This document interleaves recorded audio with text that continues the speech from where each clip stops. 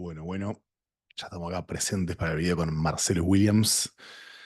Vamos a aceitar un poquito este inglés, que lo tengo medio rústico, pero lo que importa es el contenido y aparte mi editor va a ser un crack y les va a poner subtítulos. Así que bueno, no sé si te va a hacer la intro del video o no, pero bueno. Marcellus Williams es un tipo muy salado, la verdad, muy salado.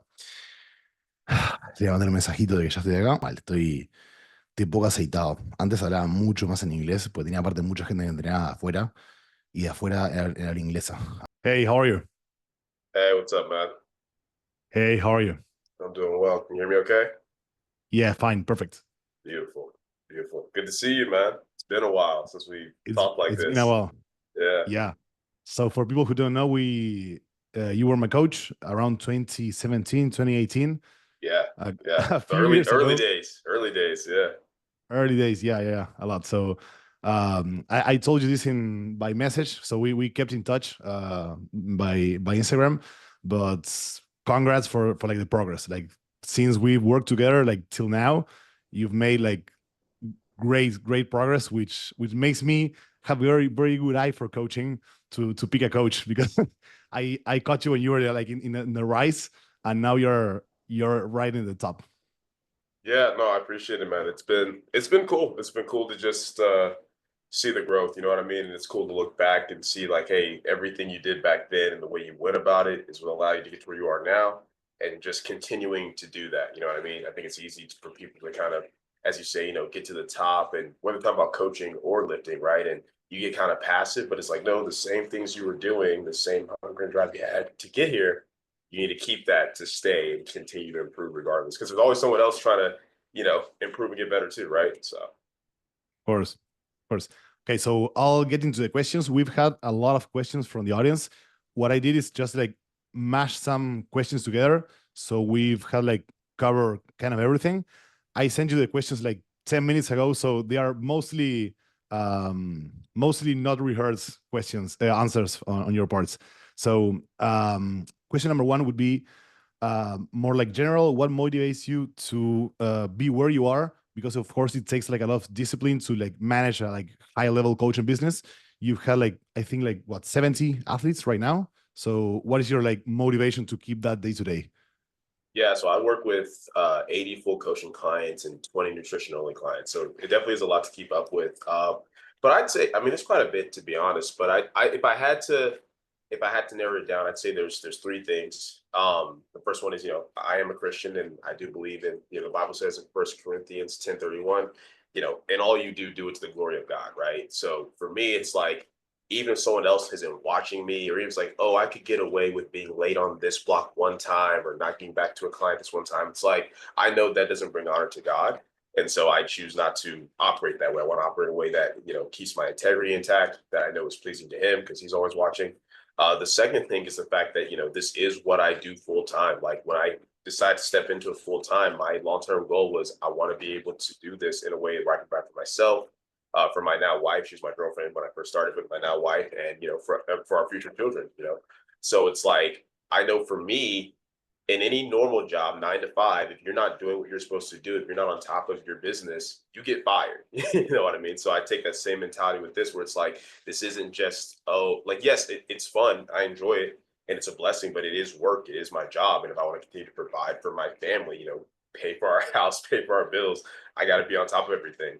And then the third part, man, is I'm somebody where I've always been very big on, if I'm gonna do something, I want to be the best I can be at it, like period. And I think a lot of people have the mentality, if they want to do something, they want to be the best at it, like above all else. But I'm like, there's probably always someone that's eventually going to be better, right? But my thing is, I don't let the success of others stop me from wanting to be successful. I let it motivate me. So for me, when I look at it, it's like, hey, I'm pretty good at this, but I know I can be better, and I want to be the best I can be. And that motivates me in everything I do, my coaching, my training, as a husband, as a father, as a friend. It's like, I'm always asking myself, what can I do to improve in these areas? Because I feel like that's just the way. I think everyone should do that, to be honest, like not a judgmental way, but I think everyone should live like that way. It's like, I don't think we're supposed to be here just to kind of go through the motions, right? It's like grow, improve, get better. So for me, it's like that's a big part of it. It's like, and it's fun, man. Like this, you're a coach yourself, so you already know there's always new problems to solve, new things to come up. And I feel like, when you're a newer coach, that could be kind of nerve wracking. And it definitely is. And you get more comfortable as you go. But I can at least say for me, even the early days, I've kind of always enjoyed that problem solving aspect of it. So I think those would be the three big things: God, my family, and just my drive that I want to be the best coach I can be. Yeah. There's a quote of Jordan Peterson that tells something like, if you like grow to be able to manage more responsibility on your back, like that's like a life well lived. Like if you Yeah. manage like maybe like 5 or 6 years ago, you didn't have these many responsibilities. Right now you have more and you're able to manage that. So it means that you're making more of an impact in more people. Yes, And absolutely. And that's huge. It's like, I tell people all the time, you never know how even just, you could just be at the store, right? And even the way you treat the workers there, how that could have an impact on their day and that can carry over, right? So, and everything you do. So yeah. 100%. Okay, so getting to the second question, more specific, more to the program and stuff. What's your thought process when you're choosing variations for squat, bench, deadlifts? What do you think about getting like quite strong in certain variations, like maybe like spending 3 or 4 months in like a specific variation, or you tend more to like go into more specific stuff, or like what do you like? Where do you land in the spectrum and why? Yeah. Okay. Great question. So when it comes to not just SBD variations, but anything I do programming wise with the athlete, right? The way I always try to evaluate things is, okay, what is the specific need of the athlete that I'm trying to address? What tools do I have to address that need? And out of those tools, which makes the most sense for this situation, right? That's kind of how I try to determine all of my programming decisions, because ultimately it's this thing where we know not the same things work for everyone, but there's a lot of general stuff that does seem to work for most people, right? And there's a reason for that. And I think it's because oftentimes a lot of people have similar needs, right? So when it comes to variations, the way I kind of look at it is like, okay, well, what are we trying to do? Let's say, for example, someone's historically squatted twice a week. And now they're at a point where we realize, you know what, we need a third squat day. Well, the first question is like, okay, like what questions did you ask to determine that, right? Um, because I think that's how we have to look at it. It's like because I set things up in the standpoint of I'm looking at that primary day. How's that primary day going? And based upon how well it's going or not going, lets me know what I need to change throughout the rest of the week. So let's say it gets to a point where we realize, okay, you know what, our current volume, our current frequency, our current intensity, we've maximized what we can do with 2 days. Like that secondary day is as close as it can get to the primary day without causing too much interference. We're doing the most amount of volume we can on both days, the intensity set appropriately, but we still need a little bit more workload. Well, before I add that third day in, I'm going to ask, well, what is the purpose of the third day? Are we adding it just for additional skill practice, right? Because if it's purely skill practice, we don't really need a whole lot of volume or intensity, just skill practice. Well, okay, I can just make that another low bar day, like an easy 3x2, right? Just to prepare them for the primary. If it's something where it's more so like, hey, you know what, we actually need this for a lot of additional volume, and I know that low bar 3 times a week for a lot of volume might beat them up, that's when I'll start looking into variations. Like, okay, maybe we can do high bar, right? Because it's very similar, give some carryover. Maybe it's something where, hey, you know what, it doesn't have to be very similar. I just need to really work those quads, but I need to do it in a way that doesn't beat my back up as much. Okay, maybe we do SSB, right? Because it can maintain a easier, more stacked position.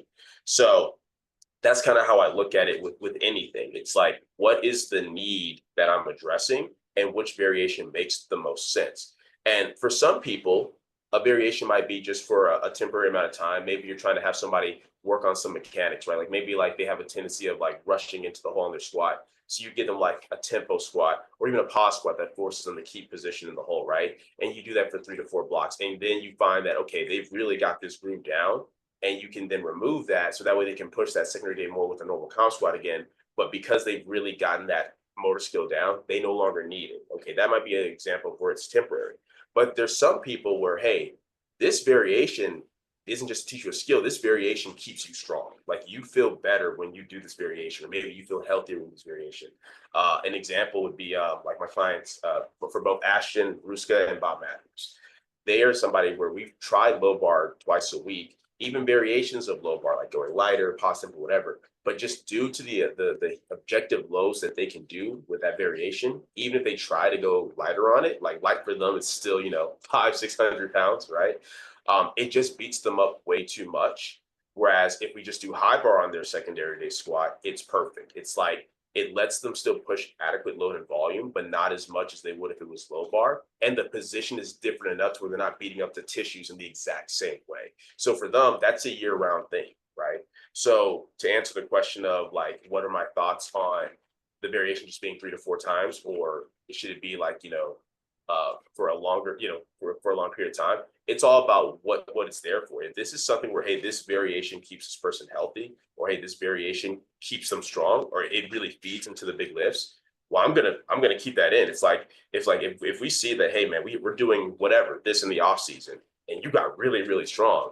Well, now that we're in quote unquote meat prep mode, I'm not gonna suddenly pull that away. Why would I take away what's making you feel strong, right? Now, if it's something where we realize, hey, you know what, you are stronger, you do get stronger faster if you low bar like 2 times a week, but you can only do that for about 8 weeks before it beats you up. Okay, well, then that's when I'll have the variation in up to the point of being 8 weeks out. Then we can go back to more specificity if that's what actually gets you stronger, right? So that's kind of how I like to evaluate things. It's like, what's the variation for? Is it something where it's just for skill practice? Is it for health? Does it just generally get them stronger? Is this something we do further away from meat for kind of building in the top end potential strength, but then we really have that show with more specificity? Or is it something that, no, keeping this variation in lets their top end show high? And that's how I kind of will determine that. What about someone who is, maybe you see an athlete who is weaker on the quads? You can see, of course, that he's like very posterior chain dominant. Mhm. Would you spend more time getting their low bar? More, I mean, would you like double down on their strengths, or would you maybe spend like 3 months doing high bar on the primary day and just like get that really strong? That's a good question. I think it comes down to, even when they high bar, even though we know it might like, so because that's something that we think we'll have to realize, right? It's like when it comes to low bar and high bar, it's not so much that the quads are working less in the low bar, it's that more that posterior chain does get involved, right? We get to recruit more of the Yep. muscles in that aspect.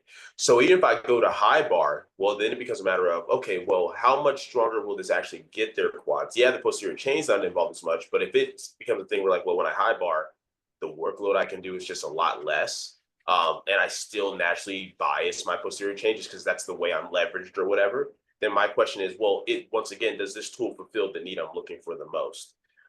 Because let's say it does work their quads a little bit more, but then their overall top end on squat is just way lower as a result. Well, then I would rather like, okay, you know what? You get stronger faster in low bar twice a week. So let's do that. But let's also make sure with our accessory work, let's hammer hack squats. Let's hammer leg press, or let's get in some belt squat where you can really focus on just letting the knees track forward and it's not as posterior chain involved, right? That's kind of how I would look at that in that regard. Once again, if we can kill two birds with one stone, where it's like, hey man, we're going to work on high bar. It's going to really help you hammer your quads. And we also see that it's helping their overall strength go up as well. Beautiful. Let's do that. But if it's a matter of, okay, yeah, you're getting a little bit more quad work, but the sacrifice is you're just not doing as much objective work on the squat instead going up. Okay, well, then we can fill that need with something else, because that's a big thing what the accessories are for, right? Is to kind of help bridge the gap of kind of what's missing. So for me personally, the way I kind of look at it is, if especially, and it's different once again, someone squatting 3 times a week, but if someone's only squatting twice a week and they can low bar twice a week, like healthily, well, you're probably going to get better at the skill you practice more often. So I'm probably going to focus on that. And then I'll use some type of accessory work to really bring up their quads in the meantime. Okay, like it. Okay, number three would be maybe like a shorter question. What's the hardest part of your job? Oh, man. Yeah, because it's funny. So you sent the question about 10 minutes ago, but I think I got to get a couple of them. That's a good one. The hardest part of my job. Okay, so I think for me, and this will vary from coach to coach, but for me, it's funny. It's the hardest part of my job, but also probably the most satisfying. It is managing the different personality types and circumstances of such a wide variety of athletes. Because one, like I said, I work with a lot more clients than what I think most coaches do, or at least what they can while keeping up the quality. And two, a lot of coaches do really well because they find a specific personality type or demographic they work well with, and they kind of just focus on that. I have a wide variety of clients I work with, different backgrounds. Some are parents, some are in the military, some are nurses, some are police, some are teachers. Different, they're from different parts of the United States, which the culture can just can shift drastically from state to state here in America, and then international clients as well. So with that, you're getting a lot of different circumstances that can arise even outside of their training. and you're getting a lot of different personality types. And me as a coach having to be able to adjust to the athlete to maximize what they need and in terms of how I program for them based upon their circumstances, or in terms of even like how I motivate them when they're like maybe not feeling training as much and stuff like that. That's probably the most difficult part because at this point, like just the basics of programming, I love programming. It's fun, it's enjoyable. So that's not really an issue. Teaching technique at this point is very easy. It's very easy for me to kind of look at somebody and see kind of what's missing and give them just one or two cues to clean things up, technique refinement, whatever it may be. But I think that's it because, like once again, like if you have an athlete who's, like, hey, when everything's good with their diet, their sleep, their training, it's smooth. But they're a police officer. It's like, hey, man, I got into a confrontation yesterday, having to arrest somebody, and now I'm really bruised up, right? Like, it's like, well, dang, we got to work around that, right? Or if it's somebody where, let's say they're a nurse and they work random night shifts, and now they're just really stressed. They had a really rough night, and they just need to talk about that. That's probably the harder part, because the way my coaching goes is, as you might recall from back then, is that I also incorporate a lot of the social well-being with it, meaning I don't keep it to just, oh, we only talk about programming. Only like, no, if you need to talk about life, I'm here to talk about that because I know what impacts us outside the gym impacts us inside the gym and vice versa.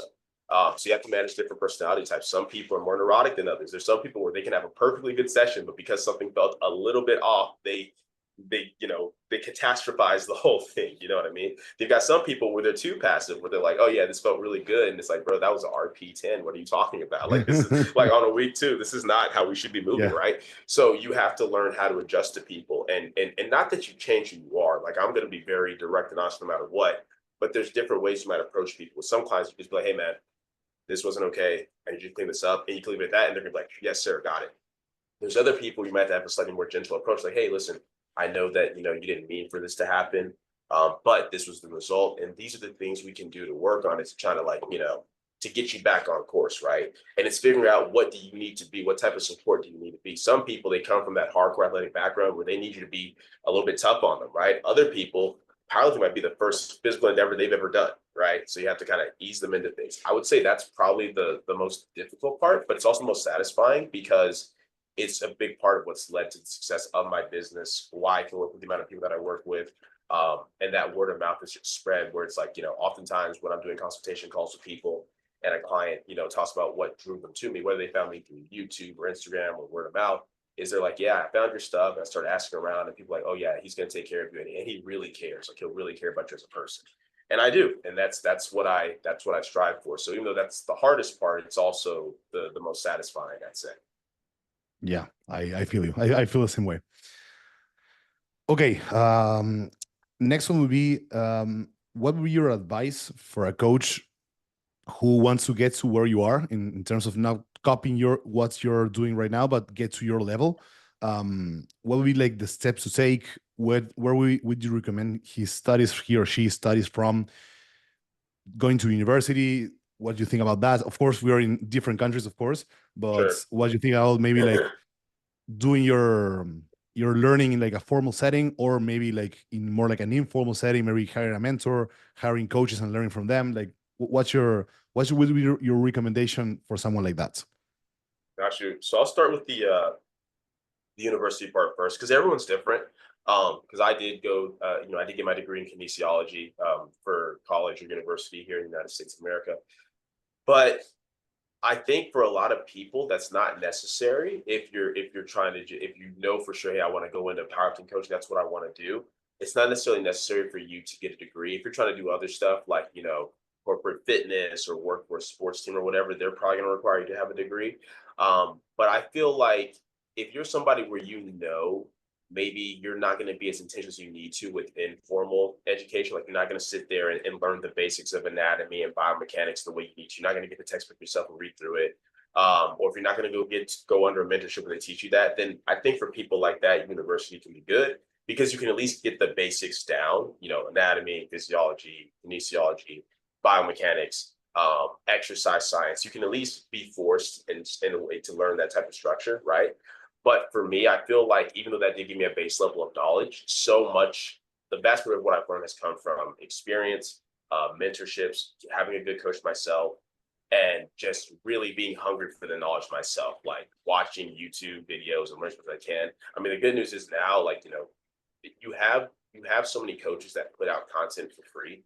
But then also you got powerlifting now, right? Like $12 subscription, very cheap, where you're getting content from me, Sean Noriega, Stephen Ogie, Matt Cronin, a roundtable podcast. And we really are trying to make that the Power Lifters library. Like over just these first 2 years, we put out so much information over programming, technique, diet, the mental aspect, because that's what we want. Our thing was, hey, I coming. recommend that all the time. Yeah, I Yeah, really enjoy that platform. I recommend it all the time. I recommend it for everyone who's watching the video, who yeah, wants to learn. Like I would do that 100 times more than getting into like a 5-year university where like yes.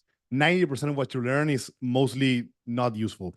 It's not applicable. It's not applicable, and you're gonna spend way more money on it. You know what I mean? Where it's like depending on where you live, but it's like because that was our whole thing. Our thing was, you know what? We're very grateful that we were able to learn through experience and trial and error, and filtering through all the nonsense on YouTube to find good quality content. But we're like, we would love to have something like this coming up. So that's what we want. So I feel like now that you have information so readily available, I think that's important. If anything, this is going to be an interesting take, but I would say if you can do this through a mentorship, that'd be cool too. But if anything, I almost think getting like a business degree in university might be more useful. So, because I think that's where a lot of people struggle. Like they're good at getting the knowledge, they're good at learning how to program the technique, but they don't know how to structure things as a business to where they can run it efficiently, give the clients what they need, have good work-life balance. I think that's where a lot of coaches mess up. I've seen a lot of coaches where it's like, man, you're smart, you have the potential, but like you lose track of time. You don't mean to be late on blocks, but it happens. Like you don't always get back to content because you don't have a good structure, like basic things like office hours, whatever it may be, right? So I actually think that could be more useful for some people. But in terms of how do you get, to where I'm at or where any high level coach is at, I think the first thing I need to talk about are kind of just the soft skills because that's very important. It's like anybody who's reasonably intelligent can learn how to program. You can learn about technique, but the soft skills in terms of how to communicate effectively with people, how to be patient with individuals, how to motivate people, right? How to be there for them when they're going through stuff. That's more of a soft skill that like some people you can only teach to a degree, but I think you kind of learn it through experience from having to be in a situation where you deal with that. So I think something that could be really good for a lot of people is do in-person training first. It doesn't have to be powerlifting. Become a personal trainer, just personal train. Because guess what? When you personal train, you're going to deal with a lot of different types of personalities. Some people will have more experience with working out than others. Maybe you're personal training an athlete. Someone else might be like they're an older person, they're just trying to be healthy. But it's going to really refine your soft skills. It's going to really refine your ability to teach technique to almost anybody. And it's going to help you to be patient and adapt to a wide variety of personalities, right? So I think that, like just taking the time to spend the money on getting a personal training certification, going working at the gym or rec center or whatever, I think that would probably be a better use of time because that is something that I did while I was in college. And I think that helped me a lot more than the actual kinesiology courses themselves, was having that background in personal training. Because if you can do it in person, it makes it a lot easier to do it like with online coaching. It's so difficult to coach online if you've never done it in person, in my opinion. And then with the personal training, you also get some of those business skills too of how to organize your time and stuff like that. So I think that'd be the first thing I'd say. The second thing is to, of course, if you can get a coach yourself who's doing what you want to do, whether they can coach you directly or a mentorship, something like that, someone where they can teach you these things. Like even some of my coaches, some of my clients that are coaches, they can pay extra for like the mentorship program within the coaching. We have a weekly call, we go over different things. They can ask questions about how to run a business, questions about their own clients, programming technique, whatever. Right? I think that's where you're going to learn a whole lot, and that's going to be very important. And then basic stuff like, hey, dominate locally, like just really trying to go to different meets in your local area. Just be there. Even if you don't have clients there, just go, be there, make yourself known, offer to help people out, spot and load, offer to help handle people. Getting that experience is huge, and kind of getting more known in your local area is huge. Because I think a lot of people, I think they have this mentality of like, okay, the way you become a big, well-known coach is you got to get like a superstar athlete and he's going to like carry you through. But it's like, well, no, at this point, if you want a quote unquote superstar athlete, or even just an athlete who has that genetic potential to even come your way, you have to have something to show that you're worth going to, right? Yep. And dominating locally and doing the best job you can with those people around you is huge. Like I tell people, when you get your first 1 to 5 clients, man, act like each of those clients is paying you like $5,000 each, right? Like treat it that seriously as if though you could live off just those 5 clients. Because if you maximize everything with them, that's going to be huge. And then beyond that, it's have a plan of growth and progression, meaning don't expand your roster randomly. Like usually, like for me, I knew my first goal was I want to get to 30 full-time clients, and I want to be able to hold that for a couple of years, knowing that if someone has to stop or I really have to drop somebody, there'll be someone there that wants to take their spot. And after I got to that point of knowing that was the case, then I'm like, okay, now this year I want to expand to this number. Hold that for a year. The next year, expand again, hold that for a year. So that way you have consistency. I think a lot of people sometimes they'll expand randomly, like they get 20 random inquiries and they hop on it immediately. And it's like, oh man, I just went from 5 clients to 25. I don't know what to do. It's like, yeah, like do it steadily, right? I think sometimes people jump on that almost out of fear. Like, if I don't take these people now, what am I going to do? But it's like, no, have enough confidence in yourself to know that you can build the business the right way over time. And then I would also say a big part of it too, honestly, is being selective with who you take on. I know the mentality is when you first start coaching, you just got to work with whoever you got to work with. And yeah, you can't be as selective. But if you're doing a consultation call with someone, if you only have 4 clients, you're trying to take on the fifth one, and you just know, wow, this is not probably going to be a great fit, don't do it, because it's like you're not doing that person any favors. You're not doing yourself any favors. And especially if you're growing your roster, if you take on people that will take away from what you're trying to do with the others already because they're so stressful, you have to chase after them to fill out their sheets, send their videos, you're not going to enjoy it. And that's the thing. I keep telling people the whole idea of, oh, if you do what you love, you never work a day in your life, that is BS. That is not true. It's more so if you do what you love, you're going to work 10 times as hard, right? It's enjoyable, but that means you have to be even more selective with who you work with. Because there is a lot that goes into it. So since you're choosing to do this, at least make sure you kind of enjoy the people that you're working with to a degree, right? So yeah, I would say dominating locally, really always trying to learn more. Like even at this point, I watch the other guys crafting out videos. You know what I mean? Like as soon as they drop, I'm watching them immediately. I'm trying to learn as well. Never feel like you know it all. And continue to seek experience and then have a plan for growth over time. I think because there's a whole lot that goes into it. And funny enough, there is a Powerfully Now podcast where we talk about how to grow your business from the ground up, from beginner all the way to intermediate advanced. I'm not going to cover all that right now, obviously, but I think those would be like my biggest things. And then just be patient. Like you're going to have times where you feel like you're not getting any more clients, right? You're going to have times where people leave you, and maybe it's not because you did anything wrong. Maybe just financially they can't afford, they got to leave, whatever, right? It's okay to be upset, but don't hold on to that frustration. Don't quit. Just continue to look at like, what can I do to be better and to keep growing? I think that was maybe the most complete answer out of all of them. Like that's really good advice. We have 2 more questions. One is more regarding our programming, and the last one is more about like business focus, like we talked about right now. So the last programming question would be, how would you describe your way of programming? Like if you maybe had to describe like a general way of maybe you have someone who is 5 months away from competition, like how would you generally, of course, depending on each one, there's going to be differences, but what would you do in those 5 months? Got you. So yeah, like my general structure, right, is I utilize submax DUP with the emphasis on accessory work. So what that means is submax in the sense of a lot of the work we're doing across the big 3 is not necessarily going to be incredibly heavy, right? Like most of our back down work is very manageable in terms of the RP that it is or the assigned load that it's at. Like, for example, if a lot of programs have you starting off like in the low to mid 70% range of your warm max and then ending in like the mid 80s, right? For like a lot of your volume work. A lot of the volume work that I give people, we might be starting in the low to mid 60% range and only get as high as like the mid 70% range, right? Or the 8% range at the highest end at most when it comes to assigned load. So that's what a lot of our volume work is for in the big 3 is kind of like just doing enough workload to get a baseline of stimulus. And then we get a lot of that intensity just from the top sets themselves, right? Especially towards the later part of the block. And then the accessory work is huge. I put a heavy emphasis on that because with programming that submax way, the accessory work kind of allows you to bridge the gap. And then that's where you can really push hard, push the high exertions to get that extra workload stimulus, but it just allows us to kind of recover better. Basically, my mentality is if I have to choose between pushing the top sets really hard, pushing the back downs really hard, and then kind of dragging yourself through what energy you have left for the accessories, or push the top set adequately, do enough after work on the back downs, and then really push the accessories hard to make up the difference. I'd rather do that because most people tend to recover better from that, and it allows them to keep their fitness high and to push hard without having to have these super big pullbacks at the end of each block. So I like to utilize wave loading or back and deloading versus taking a full deload week where you kind of detrain and have to try to get the momentum back.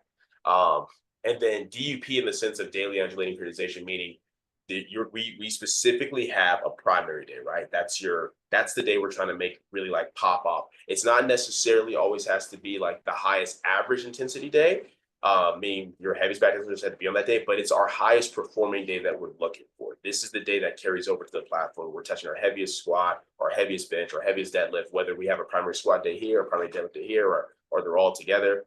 And then all the other days are to feed into that day, right? And we want to see consistency with that. So we of course have that as well. And the reason why I like to program this way in general, whether somebody has a primary SPD day on Saturday or hey, primary squat and deadlift on Saturday, primary bench on Sunday, however it is, right? The reason why I like to do it that way is because if you have days that are just randomly strong, and you don't know why, it makes it really hard to control the rate of progression or to like have predictability going into a meet. My mentality is this day is for performance. This day is for stimulus. This day maybe it's for technique, whatever. And we want to see what do we tweak throughout the week to make this day pop off better. So that way you don't have to make crazy random drastic changes all the time. You can be consistent week to week and block to block and just keep increasing workload steadily. And if something's not working, you don't have to look at, okay, I have this full week of training, 5 days. Gosh, what do I change? It's like, well, no, let's just start with the primary day. How are we feeling on that day? Is the weight heavy on our back? That might be an intensity issue. Where can we adjust intensity throughout the week? Does weight feel fine on our back? But I don't have a whole lot of pop out the whole on squats. Okay, that could be a volume issue. Like, where can we adjust volume throughout the week? You know what? The weight feels fine on my back. I feel really poppy at the hole, but I have to warm up a lot before I start to catch my groove. Okay, we might need more exposure. How far away is our secondary day from our primary day? Do we need a third squat day for exposure? Becomes a lot easier to problem solve when you have a specific day you're looking at trying to maximize versus just changing things randomly throughout the week. So that's my general programming structure. Obviously, the style gets catered to the client over time, right? Like I said, maybe some people have SPD days. Maybe some people, their heavy squat and heavy deadlift are 3 days apart. Maybe some people it's heavy squat one day, heavy deadlift the other day. Some of my clients only train 3 days a week. Some train 5 to 6 days a week, right? You adjust you style the structure to the client over time. That's why I tell people a good structure can be adaptable to the individual, but you still need to have a skeleton of some sort of what you tend to do. Because the whole idea of like, oh, I just individualize everything from the ground up. Well, bro, you're gonna be screwed. Because like, what if this person has no data for you? Like, what do you reference? How do you start, right? Like, you need a general structure of what tends to work for the demographic of that type of individual. Like, if you have a 56 kg female, it's like, okay, what do I usually do for that, right? And you can start there and then take the information they give you to kind of fill out that structure, and then you individualize it so you get more data over time, right? But that's my general structure, and it's like I said, daily undulating periodization, sub max work, and a huge emphasis on accessory work. And obviously, yeah, at this point, I think most powerlifting coaches have some type of emphasis on accessory work, but I think I probably emphasize it a little bit more than most in terms of just the amount that we're doing, because I just find like especially when it comes to tested natural lifters, it's like, hey, we only can build so much muscle at a time. We don't have time to be like, oh, we'll do a hypertrophy phase here for 3 months, then intensity phase here for 3. Like, we're working on all aspects all the time. We're always trying to get stronger. We're always trying to build more muscle, and that accessory work helps us a lot with that consistency. In those like 5-month structure, would you like do more emphasis in one over the other? Like maybe not push as hard the main lifts and maybe push more the accessories, or would you just like keep it like quite the same all the time? Yeah, oftentimes it's pretty balanced in the sense of the big three is always prioritized.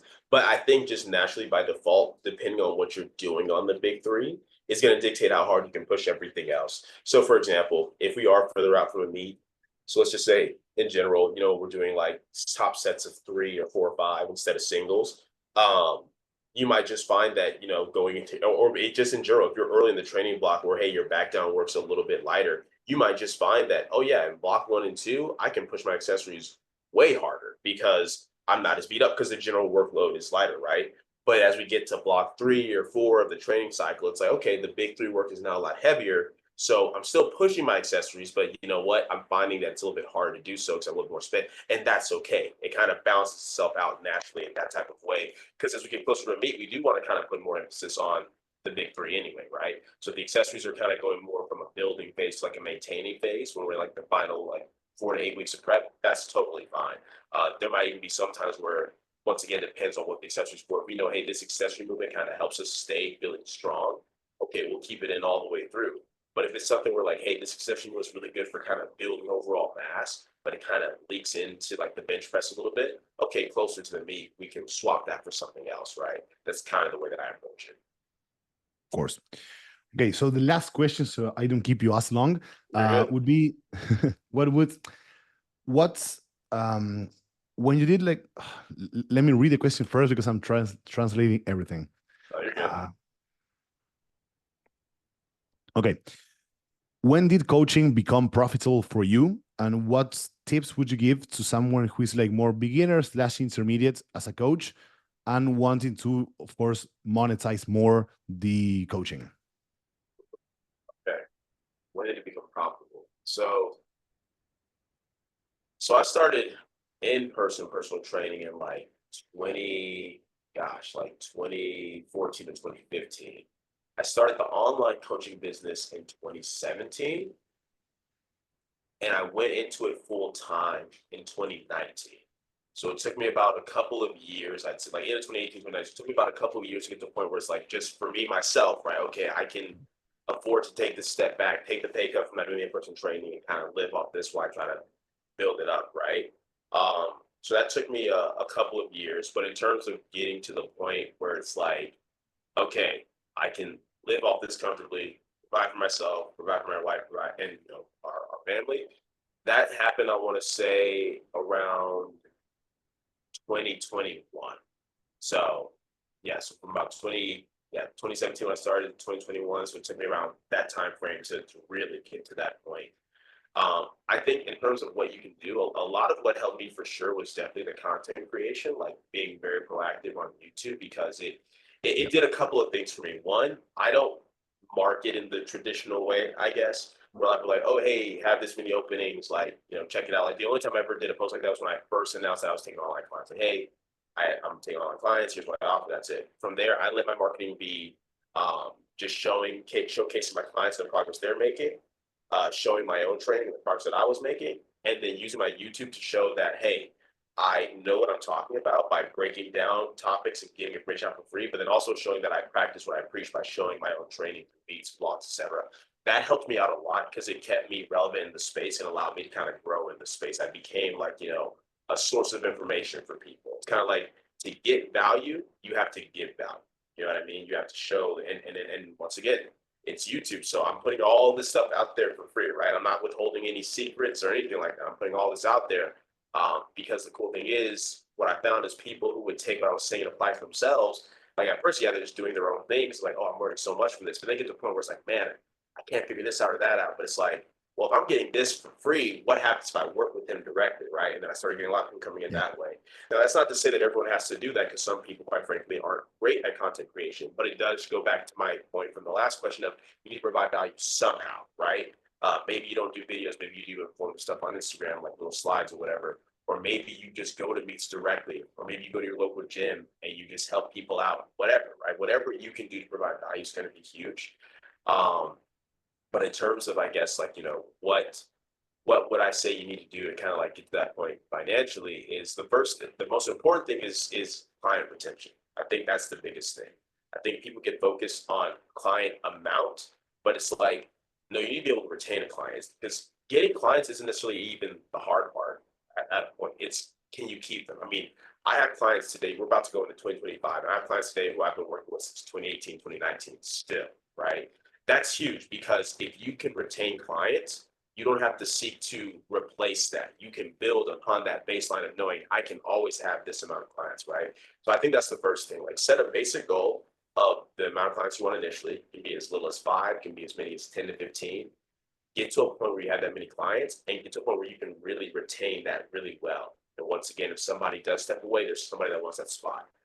I think before you try to expand, you need to be at a point where whatever that number is you set, you were able to say, hey, I had that amount of clients throughout the whole year. It wasn't the same people. As soon as somebody left, somebody took this spot. If you can do that for a year, then you can expand, add 5 people to it the next year, right?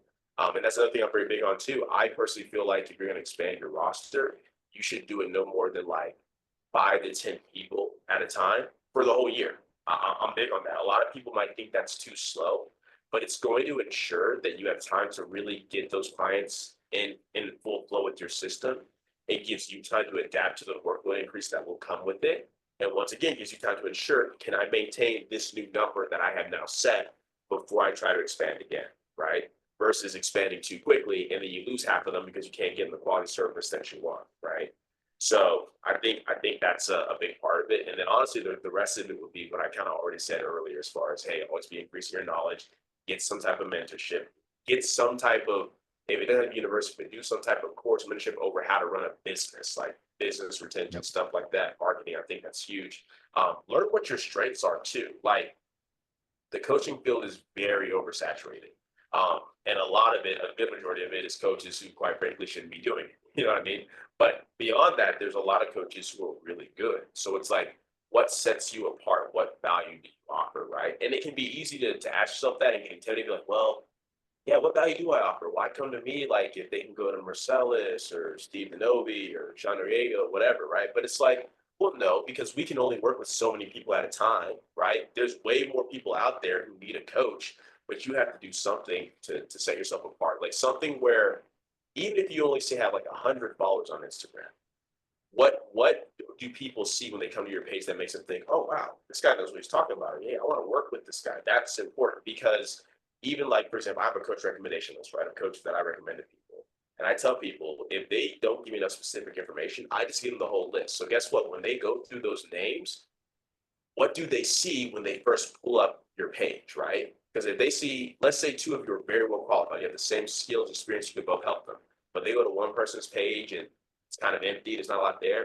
They go to another person's page and they're showing like their client highlights, their own training, some informative clips.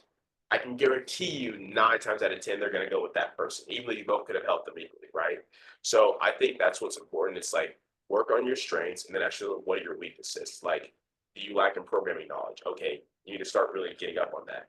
Do you lack in how to teach technique? Okay, get up on that. Do you lack in soft skills? Okay, work on that. Are you good with those things, but you just don't market yourself very much? Get proactive with that. I know some people, I have some clients who are like, they was like, bro, you're smart, you're intelligent, you're great at the job.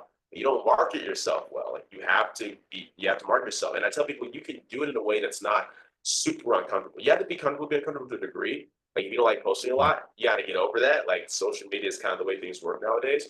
But it can be something as simple as, hey, just post a client's PR and put a breakdown of what you did to lead up to that point, right? It can be simple stuff Yeah. like that. It doesn't have to be a fancy camera setup where you're breaking down like the latest programming, you know what I mean?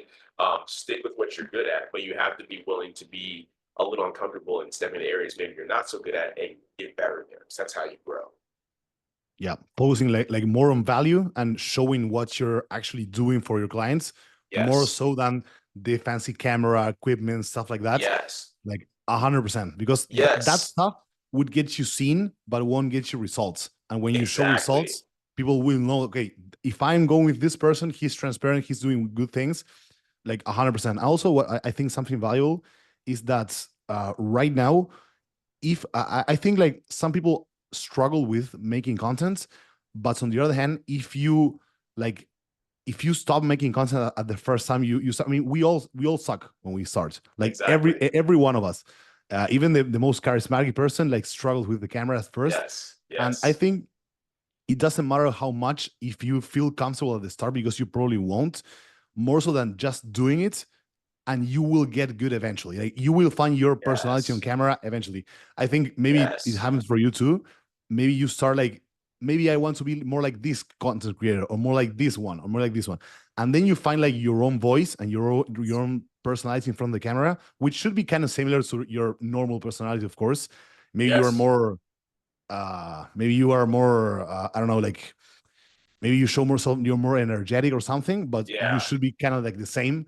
Yeah. And then you find your voice eventually, and if you post stuff, you eventually going to hit people with maybe like a video gets 10K like views, and that's 10K people who maybe want to work with you. Maybe your content like Yes. spoke to them. Yeah, dude, that's such a good point too, because it's funny because a lot of people assume because I do the whole, if they look at me now with YouTube, Instagram, kind of social media, they seem like, oh, he must be more extroverted. I'm far more introverted by nature. Like growing up, I was very quiet. I had a lot of thoughts, but I would keep them to myself. I had to do things like take speech classes, debate classes, stuff like that to force myself out of my shell. But even when I got really comfortable talking in front of people, in front of audiences, it's so different when you're doing with the camera because you're not, it's not a person, you know what I mean? And I had to kind of find my flow. Like my flow is almost more a matter of like I talk to the camera like it's a person. So like I'm explaining something, and then I'll be like, now you might be wondering, you know, like I'll say something and then I'll think, okay, what would someone ask in response to that? And I'll bring that up and then I'll address it, right? But it took me time to get that flow, man. Like if I if I have over 500 videos on YouTube. If I go look at like the first videos I was posting, like at the end of 2016, 2017, even the ones that were good, like good information, it's like, man, you can tell how tense and awkward that I'm feeling. Whereas now it's just like, all right, press record and just talk and go, right? But like you said, I have to find my flow. Like some people, I think do really good, like having a full outline and kind of rehearsing it and then doing it. That's never worked for me because, like I said, my background is kind of talking to more like just an actual audience. So I've just found, hey, you know what? I need to have like an outline in my head, know the topic well, press record, and just go.